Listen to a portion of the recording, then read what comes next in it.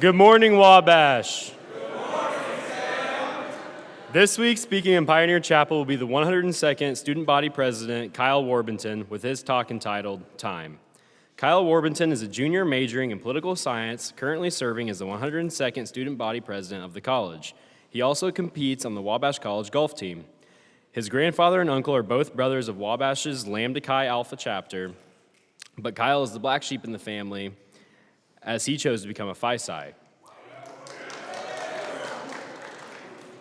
Kyle and his vice president, Charlie Brewer, are working to improve structures inside of student government and enhance the financial policy while unifying the campus and increasing transparency. Please welcome the 122nd Student Body President, Mr. Kyle Warbinton.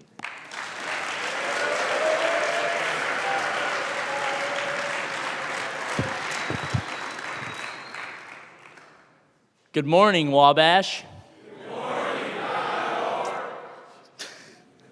So before I say anything, a quick disclaimer that time isn't really my title, but more of a cry for help in the sense that I needed more of it to prepare for this.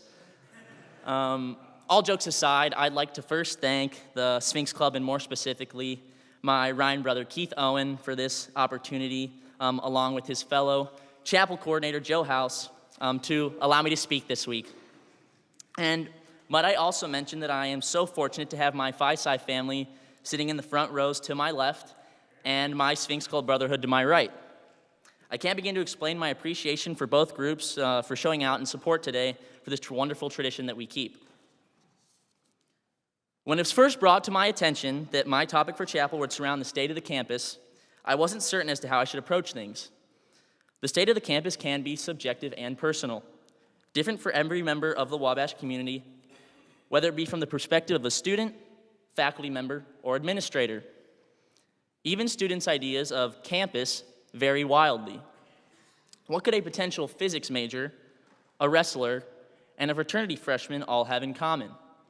Other than possibly being the same person, a testament to Wabash's ability to push us to go farther than what we thought we could. It turns out there's a lot we have in common, and campus life is a big part.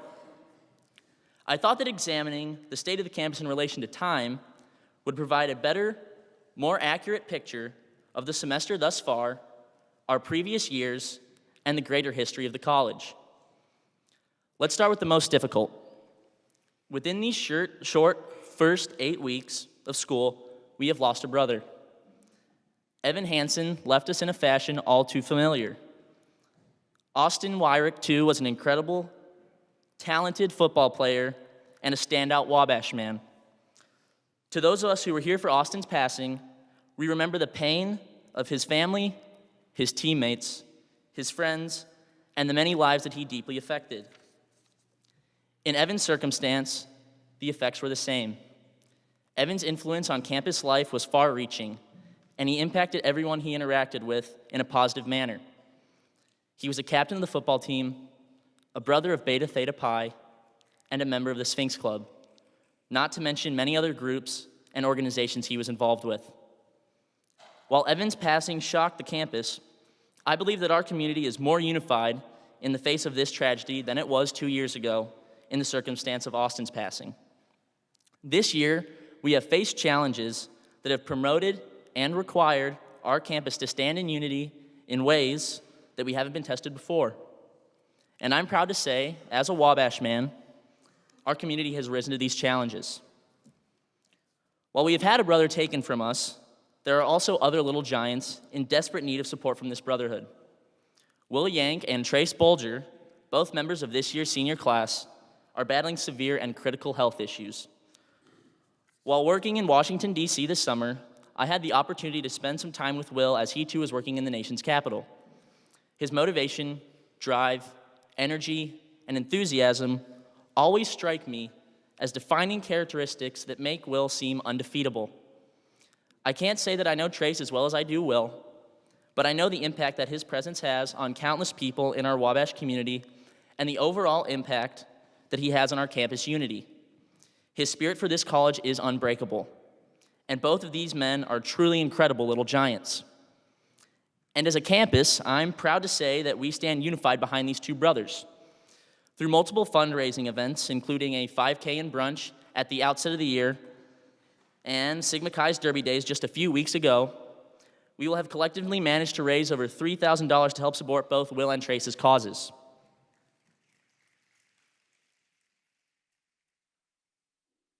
Right now, gentlemen, many of you feel invincible, and in some sense, you should feel that way. You're at Wabash for a reason. You, the members of our student body, range from all-American athletes to award-winning scholars.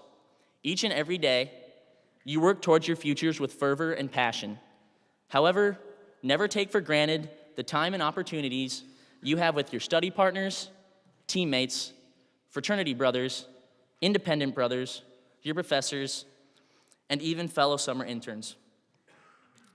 I realized that I didn't fully appreciate the time that I had with Evan Hansen over this past summer, as we too both worked in Washington, D.C., and that mistake has been in my mind for weeks. Always remember that these truly are fleeting years and cherish each and every moment. Through other challenges that have presented themselves in the first half of this semester, there have been noticeable and great steps forward in the Greek and independent relationship on campus.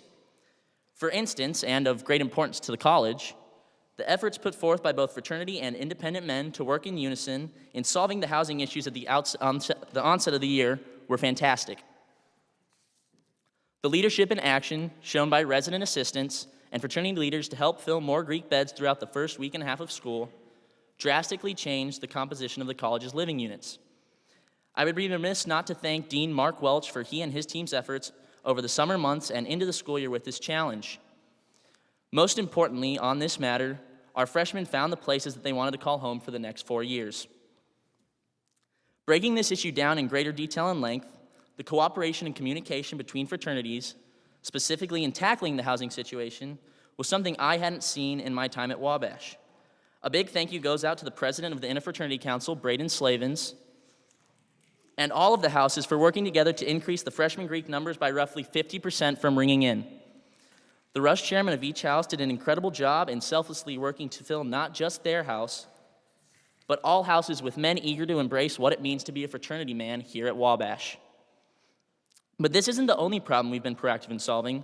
Before homecoming, the IFC held an amnesty night to return decades, and I do mean decades literally, worth of stolen items from fraternity houses across campus, just in time to return to alumni their lost memories. Items that had been victim of hijinks and shenanigans, as put, in past years were given back to their respective houses for returning alumni to reminisce and enjoy. During my first semester at the college, especially as a Phi-Psi pledge, I could never have imagined an event like this being hosted with cooperation from all houses due to intense fraternity rivalry and animosity being so high. I am more than proud and pleased to see fraternity men thinking critically and acting responsibly through new and refreshing initiatives. I'm also proud to thank my pledge brother and our fearless Phi-Psi leader, our current president, Vincent D'Angelo, for originally proposing this event as an idea. Now, let's examine the college through the lens of a tradition. Going back a bit farther in time, what better way to do this than looking at a tradition that started 128 years ago? On November 10th, the Little Giant football team will play the school down south for the 125th time in this year's edition of the Monon Bell Classic.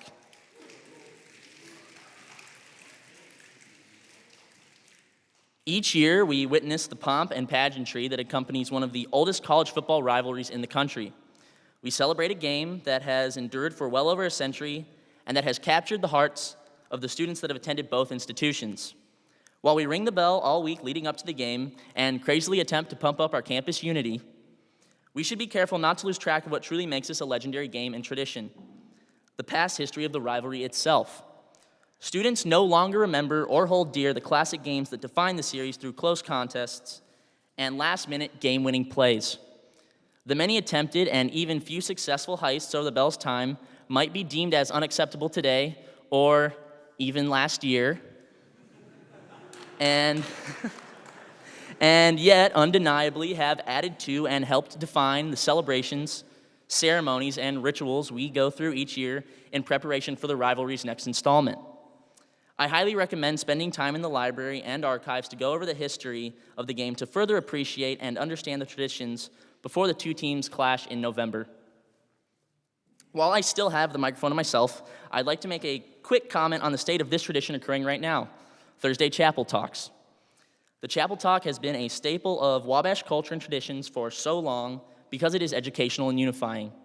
However, in another examination of my time at Wabash, I've noticed a decrease in excitement for, and more tangibly, attendance at this regularly scheduled community gathering. Comparing my freshman and sophomore years, the drop-off in showing from first semester to second and the end of pledgeship for many freshmen has grown larger and more noticeable. If this truly is one of our most treasured and time-honored traditions, as we claim it to be, then shouldn't we start acting like it?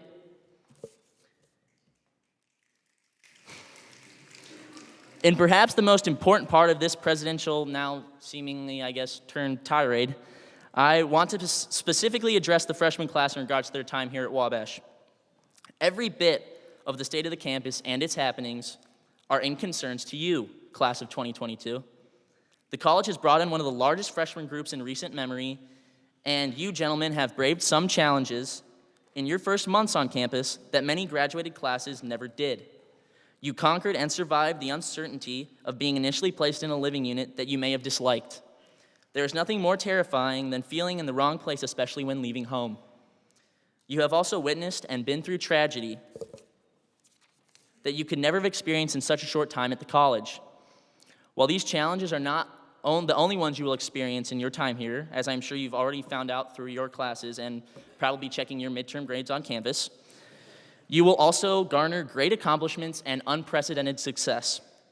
You will be the next captains of the football team, RAs, fraternity presidents, student government leaders, and fellowship recipients. Dare I possibly say another Rhodes Scholar. Use this initial period at the college to fail, to learn from your failure, and to learn from those around you. I'm a firm believer that I am where I am in my collegiate career because of the upperclassmen that influenced my first 2 years here at school. The list of names is long and the impact great.